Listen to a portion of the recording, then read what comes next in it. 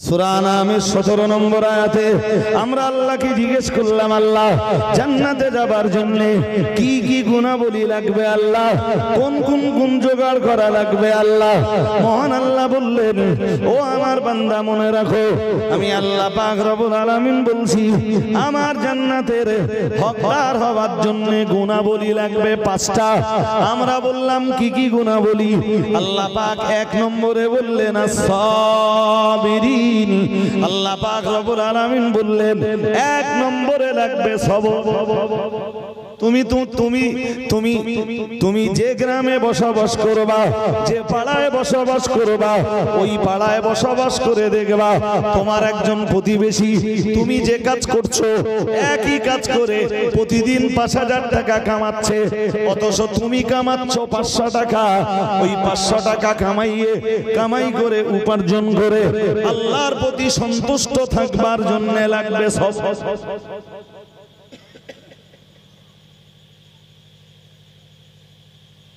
ও 5,000 কামিয়েছে, তুমি 500 টাকা কামিয়েছো। ও ইলিশ মাছ কিনেছে, তুমি তার পাশে দাঁড়িয়ে একই বাজার থেকে গুড়ু গুড়ু তেলাপুয়া মাছ কিনে নিয়ে বাড়ি এসো। ওর আকাশ চুম্বি গগনভেদী বাড়ি, তোমার সেই টালির চাল ছিল, টালির চালই আছে, সে টালি তুমি আর নামাতে পারছো না। এই টালির চালের তলায় শুয়ে থেকে আল্লাহ শুকরিয়া আদায় করে বেঁচে থাকবার জন্য লাগবে সবর।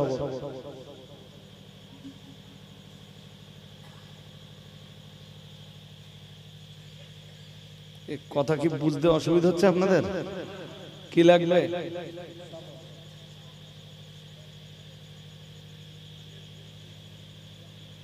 তুমি তোমার চোখে দেখছো গোটা সমাজ হারামের পথে নেমে গেছে।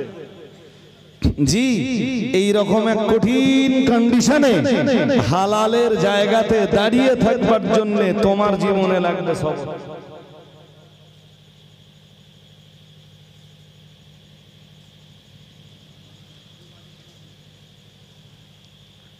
মাইন্ডে নেবেন না তো? যদি মাইন্ডে না নেন, আর একটা কথা বলি ভাই, এই যে সময়কাল চলছে, কাল তো খারাপ হয় না, কাল খারাপও না, খারাপ হয়ও না। আর হাদিস শরীফে এসেছে, তোমরা কালকে গালি দিও না, লা তাসুব্বুদ দাহরা, কালকে গালি দিও না।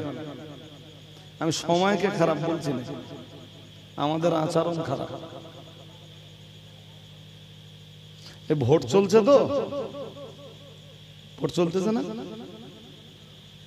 আমাদের? কবে? 1 তারিখ,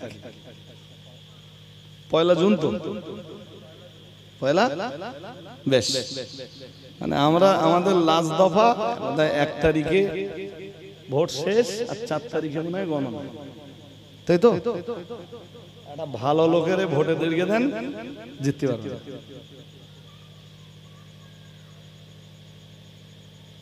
লোকটা সৎ লোক, ধার্মিক লোক, মিথ্যা কথা বলে, নামিয়ে দেন ময়দানে।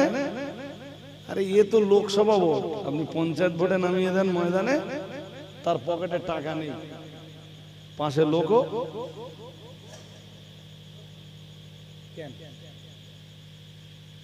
কেন?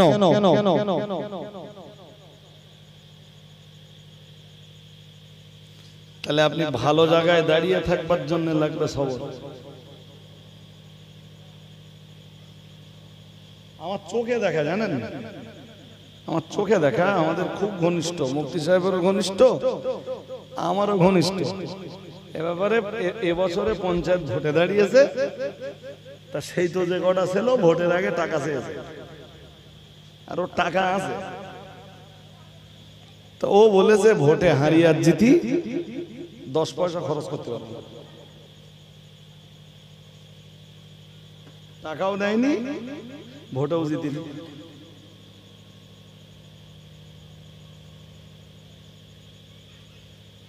একটা স্বচ্ছ পরিচ্ছন্ন ক্যান্ডিডেট ভোটে 10 টাকাও খরচ না করে জিতে আসতেছে, রেকর্ড দেখাবেন?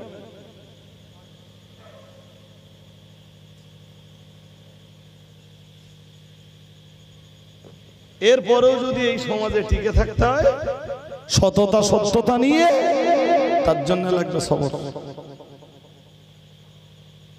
এই জন্য আল্লাহ 1 নম্বরে দিচ্ছেন সবরের কথা। জান্নাত চাও, সবর লাগবে। উইদাউট সবরে তুমি জান্নাত পেতে পারো না। আমরা জানো বললাম আল্লাহ 1 নম্বরে লাগবে সবর, 2 নম্বরে কি লাগবে? মহান আল্লাহ বললেন 2 নম্বরে লাগবে আস-সাবিরিনা ওয়াস-সাদিকিন। মহান আল্লাহ বললেন 2 নম্বরে লাগবে সততা, সত্যতা। তোমার জীবনে যদি সততা না থাকে, তোমার জীবনে যদি সত্যতা না থাকে, আমি আল্লাহ পাক রব্বুল আলামিন বলছি কখনোই তুমি জান্নাতের হকদার হতে পারবে না। আমার দিকে তাকান। আমি আগেই বলেছি যে লোক আসবে যাবে, কে এলো কে গেল, এটা গণনার দায়িত্ব আপনাদেরও না আমারও নয়। এখান থেকে আরো 20টা লোক যদি চলে যায় তো আমি কি রাগ করবো? যার মন চাইবে বসবে, যার মন চাইবে বসবে না। কিন্তু আমি কোরআন দিয়ে একদম বাস্তব দিকগুলো ফুটিয়ে তুলছি। আমরা জানো বললাম আল্লাহ 2 নম্বরে কি লাগবে? মহান আল্লাহ বললেন আস-সাদিকিন। আল্লাহ পাক রব্বুল আলামিন বললেন সত্যবাদিতা। সুবহানাল্লাহ। আরেকটু মন খুলে বলো, তুমি যে আঙিনাতেই থাকো তোমার ভিতরে সত্যতা বিদ্যমান থাকা লাগবে। তুমি অর্থনীতির আঙিনায় দাঁড়িয়ে থাকবা, কখনো অর্থনীতির আঙিনায় দাঁড়িয়ে তুমি মিথ্যার আশ্রয় নিতে পারবে না, ধোঁকার আশ্রয় নিতে পারবে না। তুমি সমাজনীতির জায়গাতে দাঁড়িয়ে থাকবে, না না না না না, সমাজনীতির জায়গায় দাঁড়িয়ে কখনো তুমি মিথ্যার আশ্রয় নিতে পারবে না। তুমি রাজনীতির আঙিনায় দাঁড়িয়ে থাকবা, রাজনীতির আঙিনায় দাঁড়িয়ে কখনোই তুমি মিথ্যার আশ্রয় নিতে পারবে না। তুমি রাষ্ট্রনীতি জায়গাতে দাঁড়িয়ে থাকবে, সেখানেও তুমি মিথ্যার আশ্রয় নিতে পারবে না। ও বাবাজিরা ভাইরা, আল্লাহ পাক রব্বুল আলামিন জানিয়েছেন যেখানেই তুমি দাঁড়িয়ে থাকো না কেন, তোমার জীবনের পারিবারিক ভাবে হোক, রাজনৈতিক ভাবে হোক, অর্থনৈতিক ভাবে হোক, সমাজনৈতিক ভাবেই হোক, সব জায়গাতে দরকার সততা এবং সত্যতা। আল্লাহ পাক রব্বুল আলামিন বললেন এই সততা সত্যতা নামীয় গুণ যাদের ভিতরে জায়গা পাবে, আমি আল্লাহ পাক রব্বুল আলামিন তাদেরকেই আমার দয়ার জান্নাতে জায়গা করে দিব। আর একটু মন খুলে বলেন ভাই, অন্য মনস্কতা ছেড়ে আবার বলছি এই কথাগুলো শুনুন আর একটা একটা করে ভাবুন যে আমার ভিতরে সবর আছে, ফলাফল পেয়ে যাবেন। 2 নম্বরে ভাববেন যে আমার ভিতরে সততা সত্যতা কি আছে, আমি কি সত্যবাদী?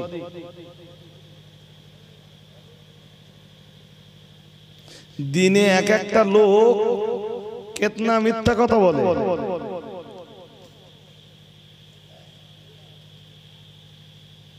আছে না নেই বলবেন তো? হ্যাঁ, কিন্তু সব সময় মনে রাখবেন সত্যের জয় আর মিথ্যার ক্ষয়। সত্যের জয়, মিথ্যার। হাজার মিথ্যা কথা বলে আপনি জিততেছেন জিততেছেন জিততেছেন জিততেছেন জিততেছেন, একদিনও লয় আসবে। মিথ্যা কথা বলে সাময়িক জেতা যায়, কিন্তু মূল জয়টা কখনো। আর রাজনৈতিক আইনার কথা ভাই আর বলবার মতন নেই, ওখানে মিথ্যা ছাড়া আর কিচ্ছু। নরেন্দ্র মোদী প্রথমবার যখন ক্ষমতায় আসে তখন যা যা বলেছিল, যা যা ওয়াদা করেছিল, করেছে একটাও?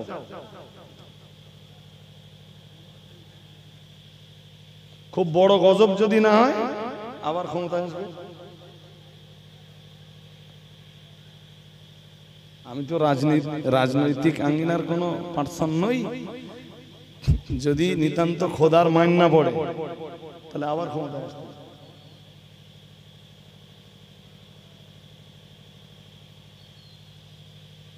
এবং যেগুলো ব্লুপ্রিন্ট করে রেখেছে সেগুলো সব আস্তে আস্তে আস্তে আস্তে আস্তে আস্তে মানুষের ঘাড়ে চাপাতে যাচ্ছে।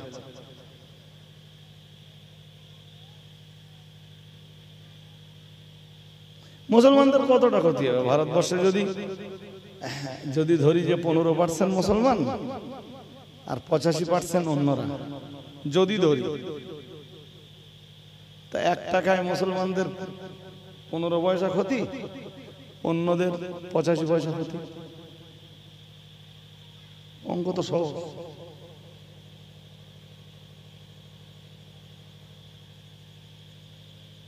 বছরের পর বছর ক্ষমতাসীন হয়ে আছে শুধু ধর্মের সুড়সুড়ি দিয়ে।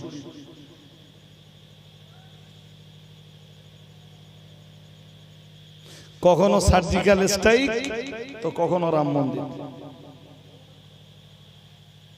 মন্দির একটা না, ভারতবর্ষের মাটিতে তারা 1000 লক্ষ মন্দির করুক, তাতে মুসলমানদের কিছু এসে যায়? কত এসে যায়? 12 মাসে পার্বণ 13টা না, যদি 1300 পার্বণ করে তাতেও মুসলমানদের কোনো আপত্তি নেই। মুসলমানদের আপত্তি তখন যখন মসজিদের জায়গাতে মন্দির নির্মিত হয়। আর আমাদের কথা আমরা আর কি বলবো, আমাদের কথা কে বা শুনবে? তবু বলে রাখি, কোন মন্দিরের জায়গায় যে মুসলমানরা মসজিদ করলেও দুনিয়ার কোন মুফতি সেই মসজিদে নামাজ জায়েজ হওয়ার ফতোয়া বলুন।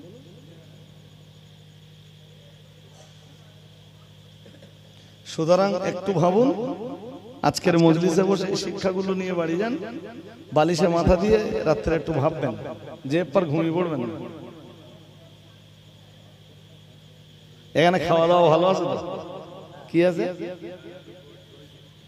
ডাল, আলু, গোস্ত, আবার দই, মিষ্টি। মানে এত ভালো খেয়ে আর চিন্তা ভাবনা করার সময় নেই। কারণ কি? হাদিস শরীফ বিবরণ দিয়েছে, আল্লাহ পাকের রাসূল জানিয়েছেন, মান কাল্লা তাআমুহু কাসুরা তাফাক্কুরুহু। আল্লাহ পাকের রাসূল জানিয়েছেন, যার খাবার কম তার চিন্তা বেশি। সুবহানাল্লাহ। আর একটু মন খুলে বলেন, যে খায় কম তার ধর্মের চিন্তা। এই জন্য আল্লাহওয়ালা লোক খায় কম। খাবার আছে তারপরেও খাবে না। আপনি খেতে বলতেছেন, রান্না বান্না সব রেডি আছে, এরপরেও খাচ্ছে না কেন?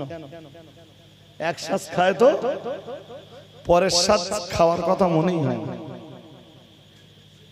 হাদিস শরীফ বিবরণ দিয়েছে, আল্লাহ পাকের রাসূল আবার জানিয়েছেন, ওমান কাসুরা তাআমুহু কাল্লা তাফাক্কুরুহু আও কামা ক্বালা আলাইহিস সালাম।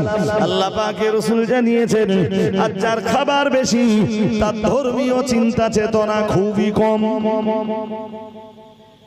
একজন মানুষ যদি আল্লাহ বলা মানুষ হয়, তাহাজ্জুদ খোঁজার বান্দা যদি হয়, রাত 9টার সময় অনেক খাবার দেবেন, খাবার দিয়ে দেখবেন অল্প একটুখানি খাবে, ও শুধু ভাববে আমাকে আবার একটু বাদেই তাহাজ্জুদের নামাজে দাঁড়াতে হবে। সুতরাং এমন খাওয়া চলবে না যে খাওয়ায় আমি তাহাজ্জুদের নামাজে দাঁড়াতে পারবো না। কারণ বেশি খেলে আর উঠতে পারবে। হ্যাঁ না বলবেন তো? বেশি খেলে ধর্মের চিন্তা তখন কি হবে? এই জন্য রসুলের ওই হাদিস কত বাস্তব, যে যার খাওয়া কম তার ধর্মীয় চিন্তা বেশি, আর যার খাওয়া বেশি তার ধর্মীয় চিন্তা চেতনা। এমনি দেখবেন আপনার ব্রেনে যখন খুব দুনিয়াবি চিন্তা বেশি চাপবে, এমনি দেখবেন খাওয়া কমে যাবে। আমি দুনিয়ার চিন্তা দিয়ে বলছি, দুনিয়ার চিন্তা মাথায় খুব খুব দেখবেন খাওয়া নেই। ভুল বলছি আমি নাকি? হ্যাঁ, ওইটা ধর্মীয় চিন্তাটা যেদিন ব্রেনে বাড়বে সেদিন আপনার খাওয়া ইনশাআল্লাহ কমে যাবে।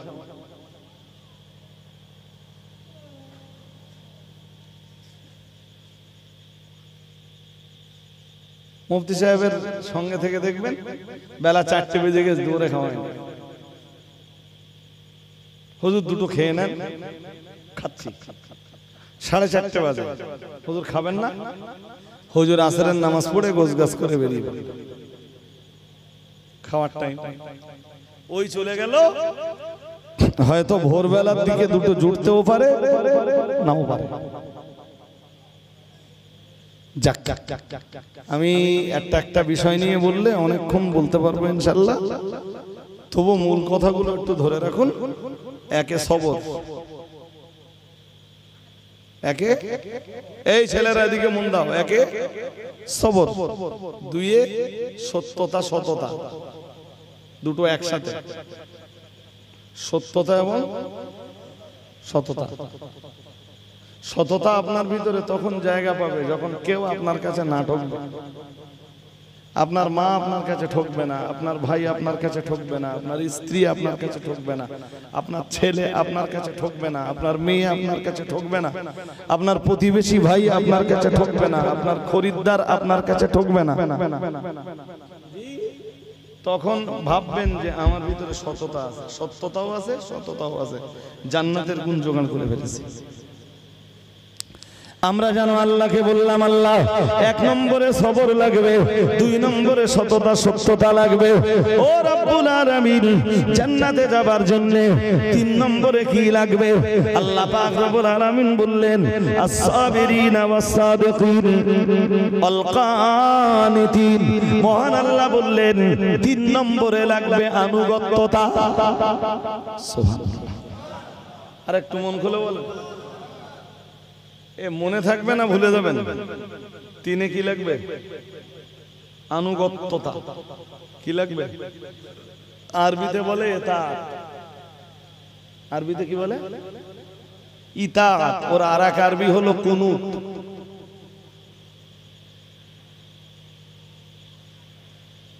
কার আনুগত্যতা? আল্লাহ এবং তার রাসূলের আনুগত্যতা। আর একটু মন খুলে বলুন, কিসের আনুগত্যতা লাগবে সেটাও স্পষ্ট হয়ে যান। আল্লাহ পাক রব্বুল আলামিন কোরআনুল কারীমে যত বিধান দিয়েছেন, যত হুকুম দিয়েছেন, আল্লাহ तमाम হুকুমের বাস্তবায়ন ঘটানো লাগবে। ও বাবাজিরা ভাইরা, আর আল্লাহ পাক রব্বুল আলামিন যত নিষেধ করেছেন, যত জিনিসের উপরে আল্লাহ নিষেধাজ্ঞা আরোপ করেছেন, আল্লাহ কর্তৃক নিষিদ্ধ জিনিসগুলোকে নিজের জীবন থেকে বাদ দিয়ে চলা লাগবে। ও বাবাজিরা ভাইরা, মনে রাখুন, গভীরভাবে বুঝবার ব্যাপার।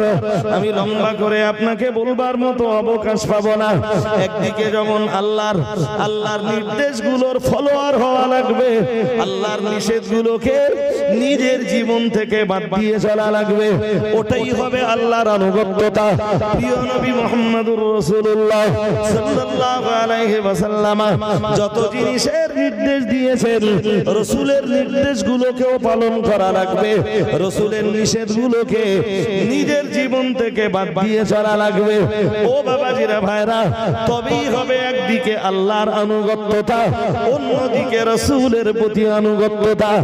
আমরা জানো বললাম আল্লাহ এক নম্বরে সবর লাগবে, দুই নম্বরে সততা সত্যতা লাগবে, তিন নম্বরে আনুগত্যতা লাগবে। ও রব্বুল আলামিন, চার নম্বরে জান্নাতে যাবার জন্য কি লাগবে? মহান আল্লাহ পাক রব্বুল আলামিন বললেন ওয়াল মুনফিকিন। আল্লাহ পাক রব্বুল আলামিন বললেন চার নম্বরে লাগবে দানশীলতা। কি লাগবে? সবাই বলেন, একটু জোর করে বলেন কি লাগবে?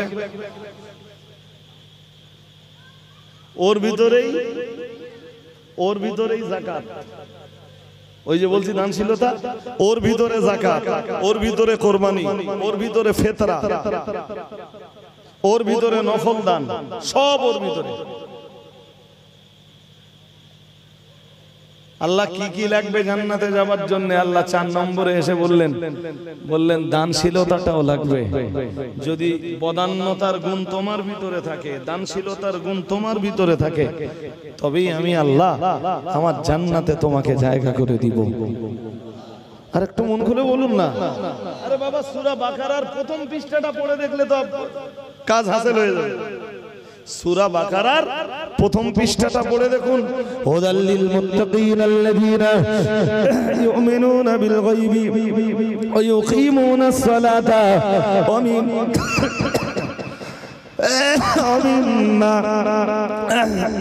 ومما رزقناهم ينفقون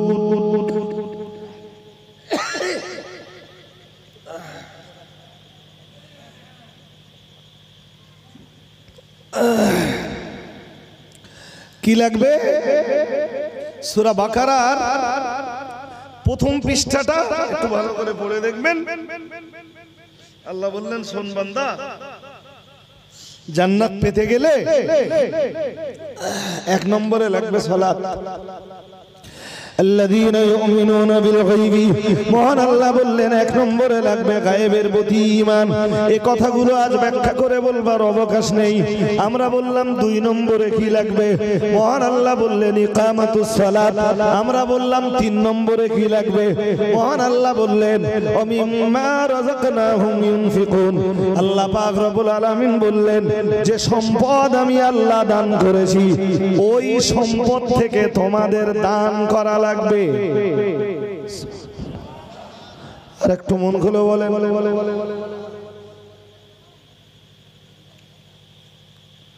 আমাদের সম্পদ একটাও আমাদের না,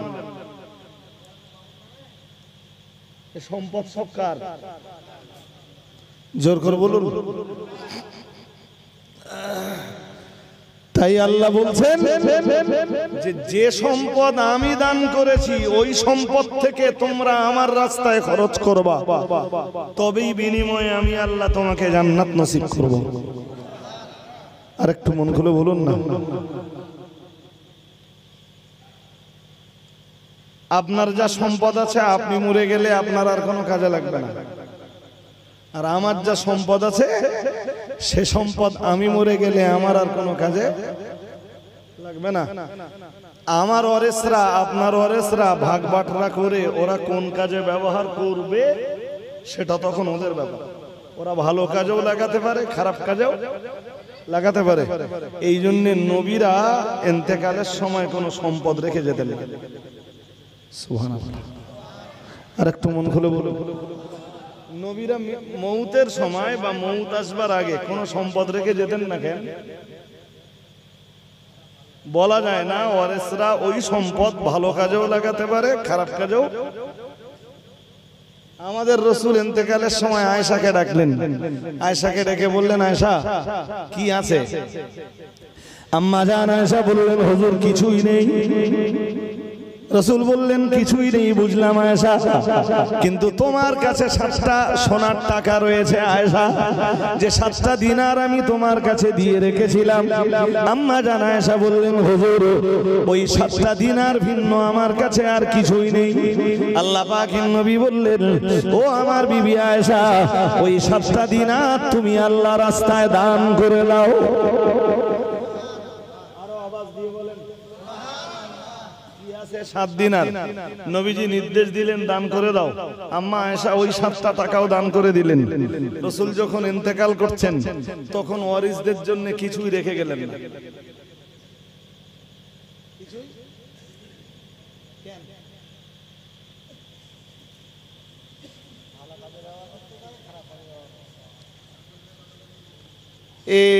এসব আমরা ভাবলে তো সব দান করে দেয়, দুনিয়াতে যাও।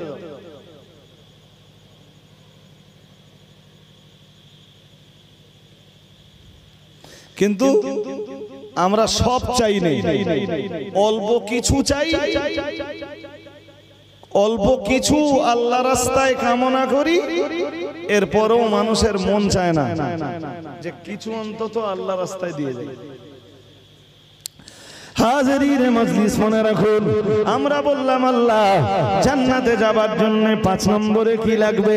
মহান আল্লাহ বললেন ওয়াল মুস্তাগফিরিনা বিল আসহার।